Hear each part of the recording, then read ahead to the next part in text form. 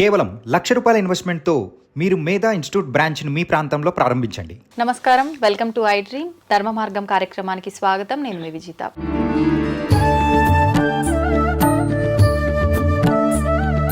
ప్రస్తుతం మనతో పాటు ఉన్నారు ఎంతో మంది గురువులని మనందరికీ పరిచయం చేసిన వాళ్ళు, ప్రముఖ ఆధ్యాత్మికవేత్త మారెళ్ళ రవిశాస్త్రి గారు. ఇప్పుడు వారితో మాట్లాడి మరిన్ని విషయాలు తెలుసుకునే ప్రయత్నం చేద్దాం. నమస్కారం అండి. నమస్తే. ఇప్పుడు చాలా మంది వాళ్ళు కోరిన కోరికలు తీరాలని చెప్పి మొక్కుకొని ముడుపులు కడుతుంటారు, మొక్కులు తీర్చుకుంటూ ఉంటారు. ఈ మొక్కులు తీర్చుకోవటం అనేది భక్తిలా చూడొచ్చు అంటారా, లేదంటే ఒక వ్యాపారంలో చూడొచ్చు అంటారా? రెండు ఉన్నాయి. నిజంగా మొక్కుల వెనక చాలా సశాస్త్రీయమైనటువంటి ఒక భక్తి మార్గము, భక్తి సిద్ధాంతము ఉంది. అయితే దాన్ని ఈ రోజుల్లో భయపెట్టి భయంతో కూడిన భక్తిని కలిగిస్తూ వ్యాపారం చేసే చాలా ఆలయాలు, పూజారులు ఉన్నారు నా తెలిసి కూడా. అయితే మనం దాంట్లో వెనక ఉన్న సైన్స్ ఏంటి, దాన్ని ఎంతవరకు పాటించాలి, అది ఎంతవరకు పాటిస్తే ఎంతవరకు మేలు. మనకి ఇప్పుడు ఫర్ ఎగ్జాంపుల్ నీకు ఏదో పెద్ద ఆపద రాబోతుంది, నీకు పెద్ద ఆపద, నీ లైఫ్లో ఏదో గండం రాబోతుంది, నీ కర్మానుసారం, నీ ప్రారంధ కర్మానుసారం ఏదో గండం రాబోతుంది అనుకో. నువ్వు పోయి ఎవరినో ఒకరిని ఆ గండం నుంచి బయటకేసావు, ఏదో నువ్వు ఒకటి కింద పడుతుంటే వాడిని పట్టుకొని లేపావు, ఆటోమేటిక్గా నీకు రావాల్సిన గండంలో తీవ్రత తగ్గుతుంది. అంటే నువ్వు ఒక్కడికి అక్కడ ఉన్నావు కాబట్టి. అలాగే నీకేదో ఫైనాన్షియల్గా పెద్ద లాస్ రావాలి, అమ్మ నాకు ఫైనాన్షియల్గా ఏదో నష్టాన్ని వచ్చే సూచనలు ఉన్నాయి, తల్లి నాకు ఈ డబ్బు వస్తే అమ్మవారి గుడికో అయ్యవారి గుడికో నేను ఇంత ముడుపు కడతాను అన్నావు అనుకోండి. వారి లైఫ్లో ఏదో వారి ప్రారంధానుసారం వచ్చేటటువంటి దోషాలకి నువ్వు దేవుడికి దానం చేయాలనుకున్నావు కాబట్టి ఆ దానం చేయటం వల్ల ఇది పుణ్యకర్మ కాబట్టి ఇక్కడే రావాల్సిందే తొందరగా వచ్చేదానికి అవకాశం ఉంది. అంటే మనం కర్మ ప్రక్షాళన కోసం ముడుపులు కొంతమందికి ఉంటుంది, సైకలాజికల్గా భయాందోళనలు ఉంటాయి. ఏ నరసింహస్వామికో ముక్కున్నారనుకోండి, నరసింహస్వామి ఉగ్రస్వరూపం కాబట్టి ఉగ్రమైనటువంటి శక్తి ఎప్పుడైతే శరీరంలోకి వచ్చారో ధైర్యము అనేది ఉంటుంది. ఆ ధైర్యము అనేది ఉన్నప్పుడు ఆటోమేటిక్గా అక్కడ పోయేసి మనం ఆ మొక్కు చెల్లించడం వల్ల చాలా మేలే జరుగుతుంది. అలాగే ఒకటి ఏదైనా నువ్వు నెగిటివ్ కర్మ, నాకు ఇది బాధ కలుగుతుంది, లేకపోతే ఒక రోగం ఉంది, ఇప్పుడు రోగం వచ్చిన వాళ్ళు ఉంటారు, ఏ వెంకటేశ్వర స్వామికి ముడుపు కట్టుకుంటారు, నాకు ఈ జబ్బు వచ్చిన స్వామి హాస్పిటల్కి వెళ్తున్నాను చాలా సులభంగా అయ్యేటట్లు చూడు అంటే అక్కడ 2 లక్షలు అయ్యే బిల్లు కాస్త 50,000కో 40,000కో అయ్యేటట్లుగా మొక్కోవటం వల్ల జరుగుతుంది. మొక్కోవటం వల్ల ఎలా జరుగుతుంది అంటే, ఇప్పుడు అదే సమయానికి చేసేది మాన్యువల్గా మనుషులే. మంచి డాక్టర్ రావచ్చు, మంచి డాక్టర్ సర్జరీ చేయొచ్చు, ఆ సర్జరీ చేసిన రోజు ఆ డాక్టర్కి మంచి మూడ్ ఉండొచ్చు, మంచి ప్రశాంతంగా ఉండొచ్చు. ప్రశాంతంగా ఉన్నప్పుడు ఒక విధానంగా ఉంటుంది, ప్రశాంతంగా లేనప్పుడు మనం చేసే పనిలో తేడాలు ఉంటాయి. ఇప్పుడు మ్యాన్ మేడ్ మిస్టేక్స్ వల్ల ఎంతమందికి ఇబ్బంది జరుగుతుంది. మొన్న ఒకరు చూశాను, నాకు తెలిసిన వాళ్ళు లో బీపీ టాబ్లెట్ రాయిపోయి హై బీపీ టాబ్లెట్ రాశారు. సింపుల్, 3 రోజులకి ఏమో కళ్ళు తిరిగి ఇంకా కూలబడుతుంటే ఏంది అంటే రివర్స్ అయింది అన్నమాట. ఈ టాబ్లెట్ అంటే ఆటోమేటిక్గా తెలిసింది అనమాట. ఆ 2 బీపీయే. ఇప్పుడు లో బీపీకి టాబ్లెట్ అంటే అది పెరగటానికే కదా, హై బీపీ కంటే తగ్గియడానికి. అంటే అది దేనికి ఇచ్చారు నాకు తెలియదు పూర్తిగా. అయితే రివర్స్ అయింది, అంటే వాళ్ళు అనుకున్న దానికి రివర్స్ అయింది. సో తగ్గడానికి బదులు పెరగటమో ఏదో జరిగింది. సో ఇట్లాంటి మ్యాన్ మేడ్ మిస్టేక్స్ ఎప్పుడైతే ఉంటాయో, నువ్వు దేవతా ఆరాధనలో ఉన్నా, దేవతా పరంగా ఉన్నప్పుడు అటువంటి మిస్టేక్స్ జరగకుండా భగవంతుడు ఏంటంటే ఒక శక్తిని అక్కడ ఉంచి ఎదుటి వాళ్ళు కానీ ఆ సిచ్యువేషన్స్ కానీ నీకు పాజిటివ్ అయ్యే విధంగా జరుగుతాయి. ఇప్పుడు మొక్కులు మొక్కి చాలా మంది ముడుపులు కట్టి వాటి గురించి మర్చిపోతారు, అసలు గుర్తు కూడా ఉండదు. అట్లా జరిగినప్పుడు ఏమన్నా కుటుంబంలో ఇప్పుడు నేను అన్నాను చూడండి, నిన్ననక ఒక దానం చేస్తే ఇంకొక మేలు జరిగింది. ఓకే, ఇప్పుడు ఫర్ ఎగ్జాంపుల్ ఒక వికలాంగుడికి దానం చేశాం, నీ లైఫ్లో వచ్చేటటువంటి ఫైనాన్షియల్ కష్టాలు చాలా వరకు పోతాయి. వితంతువుకు దానం చేసావు, ఏదో కష్టం ఉందంటే ఒక వితంతువు ఉన్నారు ఇచ్చావు, దానివల్ల నీకు వచ్చేటటువంటి ప్రమాదాలు, స్టాక్ మార్కెట్లో ఉన్నటువంటి ఇబ్బందులు, ఎవరికైనా స్టాక్ మార్కెట్లో వరుస నష్టాలు వస్తున్నాయి అనుకోండి, ఒక వితంతువుకి హెల్ప్ చేస్తే ఆటోమేటిక్గా చాలా వరకు చేంజ్ వస్తుంది. అలాగే ఒక స్టాక్ మార్కెట్లో నష్టాలు వస్తున్నాయి, లేకపోతే షేర్స్లో కాంట్రాక్ట్లో ఇట్లా నష్టాలు, చేపలకు ఆహారం పెట్టినా చాలా వరకు నష్టం తగ్గిపోతుంది. ఓకే అన్నమాట.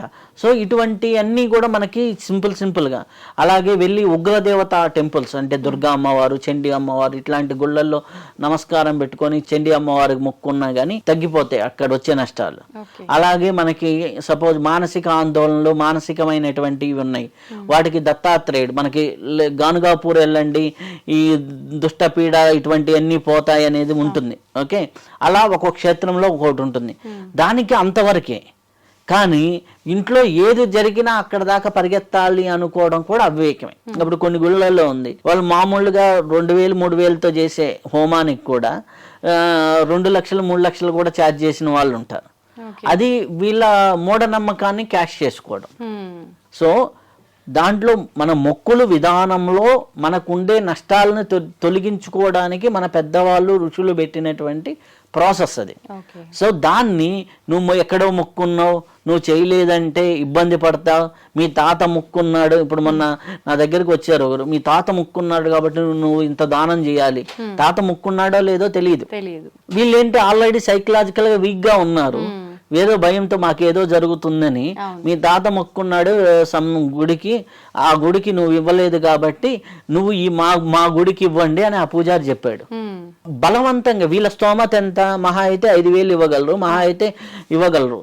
ఎందుకంటే అబ్బాయి ఒక షేవింగ్ షాప్ లో పనిచేసే అబ్బాయి, నెలకి 22-25,000 శాలరీ ఉంటాయి.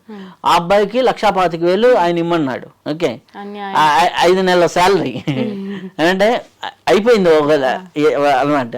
సో అలా కాదు, ఇప్పుడు వాళ్ళ స్తోమతకు తగ్గట్టుగా 1% ఏమో చేస్తూ ఉంటే ఉంటుంది. అయితే ఇప్పుడు నిజంగా అట్లా ఒకవేళ తాతల ముత్తాతల మొక్కులున్నా మనం అట్లా నిజంగా తీర్చాలి, అది లెక్కలోకి వస్తుంది అంటారా? అంటే వీళ్ళకి తెలిసి తీర్చకపోతే తప్పు, తెలిసి తీర్చకపోతే తప్పు, తెలియకుండా ఉంటే ఏమీ చేయలేం. ఇప్పుడు ఫర్ ఎగ్జాంపుల్ మా తాత ఏదో అమ్మవారికి మొక్కున్నాడు, అమ్మ మా పెద్దలు కానీ మేము కానీ ఏదైనా మొక్కుంటే మా శక్తానుసారం ఇదిగో ఈ 101 రూపాయి వేస్తున్నాను, అది కూడా మొక్కోవచ్చు. ముడుపుకి ఎప్పుడు కూడా మన వాళ్ళు చెప్పింది ₹1.50 పూర్వకాలంలో, ఇప్పుడైతే 11 రూపాయలు, ఇంకా అయితే 108 రూపాయలు, ఇట్లానే ముడుపులకు చెప్పారు కానీ లక్షల ముడుపులు ఎప్పుడు కట్టమని చెప్పలే. ముడుపులు ఎప్పుడు కూడా లక్షల్లో కట్టమనలా, అదైందా? కాబట్టి మనకి ఏంటంటే ఎప్పుడైనా సరే మనకి ముడుపులు కట్టాలి అంటే సింపుల్గా ఉండేటటువంటి విషయాల్ని, మనకు వచ్చేటటువంటి కష్టాలని నష్టాలని నుంచి బయటపడడానికి ముడుపులు అనేది ఒక సాంప్రదాయం, ఒకటి మంచి రెమెడీ. దాన్ని అంతవరకు ఉపయోగించుకోవాలి. దాన్ని ముడుపుకి 1,00,000 రూపాయలు ముడుపు కట్టాలి, 50,000 ముడుపు కట్టాలి అనేది ఎక్కడా లేదు. ముడుపుకి ఏంది 11 రూపాయలు, 108 రూపాయలు మినిమం అమౌంట్. మినిమం అమౌంట్తో కట్టేవాళ్ళు. పూర్వం వెంకటేశ్వర స్వామి ముడుపు అంటే శనివారం రోజు ఒక క్లాత్ తీసుకొని, క్లాత్లో మనకి అక్షింతలు అన్నీ తీసుకొని ₹1 పెట్టేసి ఇట్లా ముడుపు కట్టేవాళ్ళు. వెళ్ళినప్పుడు తిరుమల వెళ్ళినప్పుడు ఆ ఉండిలా ముడుపు వేసేవాళ్ళు. ఇప్పుడు అది వేరే ఎవరైనా వెళ్ళేటప్పుడు వాళ్ళతో అయినా పంపించచ్చు. ముడుపు అమ్మవారి దగ్గర చేరిందా లేదా, మొక్కున్న దేవస్థానానికి చేరిందా లేదా అనేది ఇంపార్టెంట్. ఇప్పుడు అట్లా కొంతమంది మీరు అన్నట్టుగా కట్టి పక్కన పెట్టి కొన్ని సంవత్సరాల పాటు ఎప్పుడైనా చేర్చవచ్చు, ఎప్పుడైనా చేర్చు, మరీ ఎక్కువ లేట్ కాకుండా. ఇప్పుడు మీకు ఇప్పుడు ఫర్ ఎగ్జాంపుల్ ఒకరు ఒక సంతానం కలగాలని ముడుపు కట్టాడు, సంతానం కలిగింది, సంతానం కలిగినా గానీ ఇంకా తీర్చలేదనుకోండి. మీకు సత్యనారాయణ వ్రత కథలో 3వ కథ అదే కదా, ఆ అమ్మాయి సంతానం కలిగితే వ్రతం చేస్తానని మొక్కున్నారు, సంతానం కలిగింది, నామకరణం రోజు వచ్చి భార్య అడుగుతుంది, నామకరణం రోజు వచ్చి భార్య అడిగితే ఇప్పుడే నామకరణాది ఇత్యాది కార్యక్రమాలు జరిగినాయి కదా, నేను ఇప్పుడు ఖర్చు అయింది, అమ్మాయి వివాహం అప్పుడు అన్నారు. అమ్మాయి వివాహం అప్పుడు కూడా మర్చిపోయారు. మర్చిపోయిన తర్వాత ఎన్నో తర్వాత ఇబ్బందులు వచ్చినాయి. ఇబ్బందులు ఏంటి అంటే సత్యనారాయణ స్వామి వెళ్ళి కష్టాలు పెట్టలా, వాళ్ళ జీవితంలో ఈ ముడుపో ఇది చేస్తానంటం వల్ల కొన్ని కష్టాలు తొలగిపోయి ఉంటాయి తాత్కాలిక. ఆ కష్టాలకి నువ్వు అక్కడ రెమెడీ చేయలేదు కాబట్టి ఆటోమేటిక్గా వాళ్ళ కర్మ వాళ్ళకు ఓపెన్ అయిపోతుంది, వాళ్ళ కర్మ వాళ్ళకు ఓపెన్ అవుతుంది.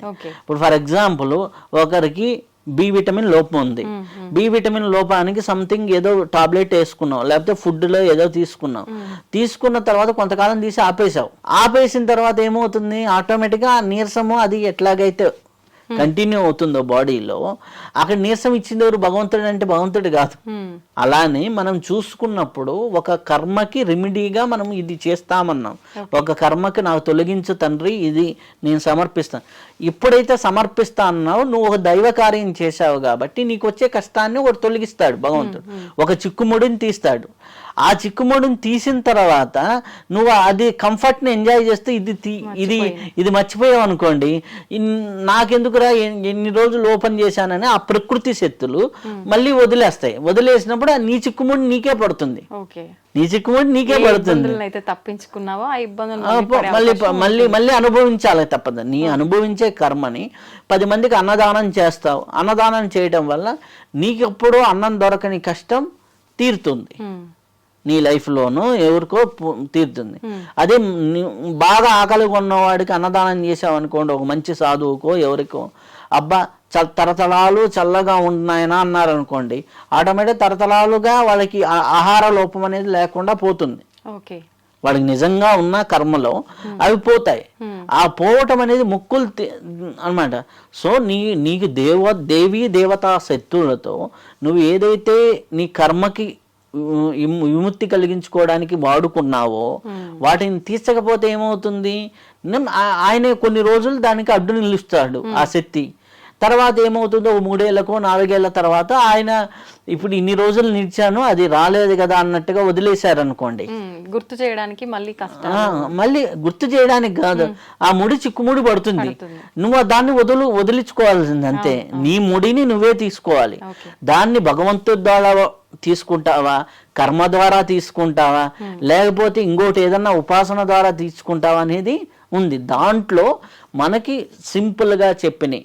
మనకి ఆపద్ధర్మంలో ఇప్పుడు సపోజ్ ఫర్ ఎగ్జాంపుల్ ఎవరో హాస్పిటల్లో ఉన్నారు, నువ్వు కూర్చొని జపం చేయమ్మా మీ ఆయన బతుకుతాడు, నువ్వు కూర్చొని మంత్రం చేయమ్మా మీ ఆయన బతుకుతాడు, లేకపోతే నువ్వు కూర్చొని హోమం చేయమ్మా బతుకుతాడు.